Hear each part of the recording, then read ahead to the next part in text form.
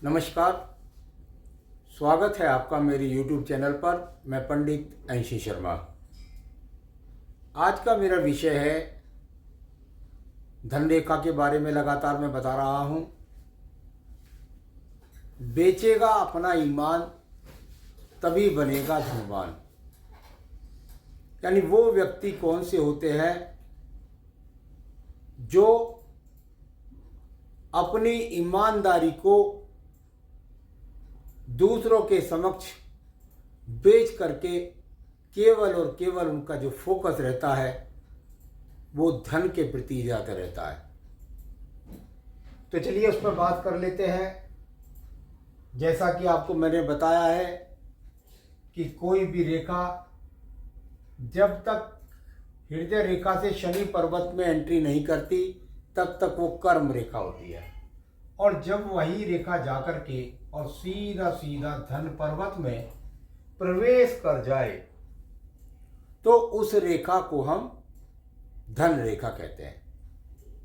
कर्म रेखा का प्रवेश धन पर्वत पर हो गया, अर्थात जीवन में धन आएगा। विषय है मेरा कि कौन से ऐसे व्यक्ति होते हैं जो अपने ईमान को, अपनी ईमानदारी को दूसरे के यहाँ गिरवी रख देते हैं, दूसरे के यहाँ बिकवा देते हैं। तो चलिए इसमें एक रेखा देखने को बहुत मिलती है, और वह रेखा का अर्थ ना समझ करके लोग उसके बारे में भ्रमित रहते हैं। मेरे विज्ञान में कहते हैं यदि ऋणात्मक रेखा है तो उसका मतलब है गलत, कुछ ना कुछ नुकसान। भाग्य रेखा चली, भाग्य रेखा धन दे रही है, शनि पर्वत से संबंध बना लिया है, यानी धन बनेगा। कैसे धन बनेगा? अब यहीं से एक शाखा एकदम ऋणात्मक रूप से और गुरु पर्वत को चली गई। गुरु पर्वत को चली गई। मैं भागवत वक्ता हूं और अपनी भागवत वक्ता को, ठीक है खर्चा लगता है, म्यूजिशियन भी बनाने पड़ते हैं, चीज़ें भी बनानी पड़ती हैं, ठीक है आप उसका मोल ले सकते हैं, आप अपने समय का मोल ले सकते हैं, परंतु भागवत करने से पहले ही भागवत वक्ता कहता है मुझे आपके यहाँ कथा करने के लिए 25 लाख, 50 लाख, 1 करोड़ रुपए चाहिए। हो गया? या आप गुरु पर्वत को एकदम मुड़ गई?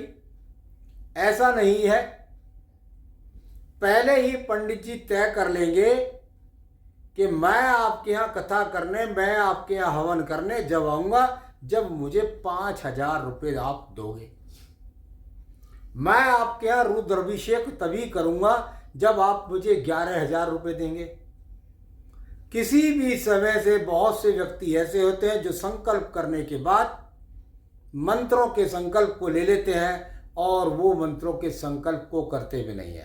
अर्थात गुरु पर्वत के कारक, मैंने रेखा को टर्न किया है गुरु पर्वत की तरफ, यानी गुरु पर्वत के कारकों को वो व्यक्ति मोल लेते हैं, गिरवी रख देते हैं, अपना ईमान गिरवी रखते हैं। चलिए ये मैंने एक कारण बताया। यहां ऐसा ना होकर के और ये रेखा जो आपकी भाग्य रेखा धन रेखा पहुंच गई है वो गुरु पर्वत को का फल बताया, अब वो सूर्य पर्वत की तरफ चढ़ गई। एकदम याद रखिएगा, थोड़ा सा हल्का सा टर्न करके नहीं, एकदम, क्योंकि मैंने बोला कि ऋण रेखा हमेशा नुकसान देती है। धन है परंतु धन को कहां? सूर्य पर्वत की तरफ। सूर्य की पर्वत अर्थात आपने अपनी यश कीर्ति, यश का भी कारण है, पिता की संपत्ति का कारण भी है, लेकिन सबसे बड़ा कारक, क्योंकि स्वयं उसने धन अर्जित किया है। कहां से किया है? नौकरी से किया है। नौकरी,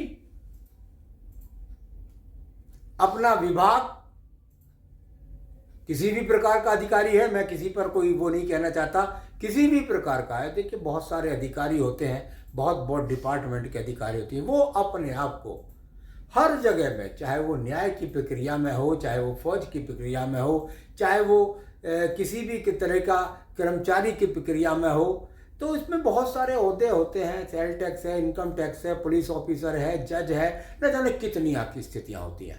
हर जगह ईमानदार आदमी है, लेकिन कुछ लोग अपने ईमान को गिरवी रख देते हैं।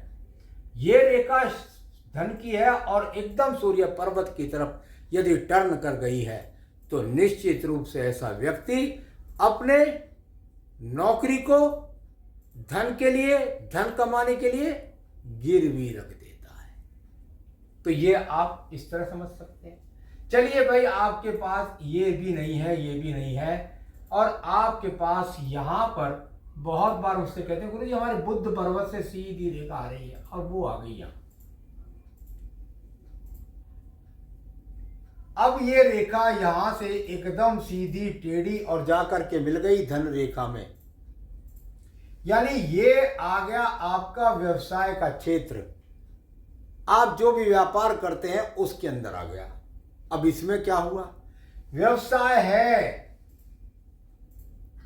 मैं अपने व्यवसाय को मोल देता हूं। कैसे मोल देते हैं भाई? आप ठीक है, आप कोई चीज लाए, आपने उसमें मुनाफा लगाया, आपका अधिकार बनता है, आप व्यापार कर रहे हैं, ठीक है, बेच दिया। लेकिन आपने काली मिर्च में जीरा मिला दिया, या पपीते का बीज मिला दिया, या जीरे में कूड़ा करकट मिला दिया, या अजवाइन में कूड़ा करकट मिला दिया, या आपने डालडा घी के अंदर रिफाइंड मिला दिया, आपने किसी भी, या खांड को आपने चीनी में मिला दिया, किसी भी तरीके से बहुत प्रकार से लोग बाग काला बाजारी करते हैं। मैं कहता हूं कि भाई लिया और पता लगा पेट्रोल में तेल मिला दिया, क्या नहीं जाने क्या क्या क्या क्या करते हैं। वो व्यवसाय को मोल तो देता है, लेकिन देता किस प्रकार से है? नंबर 2 के तरीके, सरकारी गल्लों को बेच कर खा जाते हैं लोग। तो अपने व्यवसाय को जो व्यक्ति बेच देता है, जिसको मोल देता है, जिसको गिरवी रख देता है, ये 3 उदाहरण मैंने आज आपको बताने का प्रयास किया है। आगे भी अन्य विषयों को लेकर आपको अवगत कराता रहता हूं। मेरे साथ जुड़े रहिए। तब तक के लिए नमस्कार।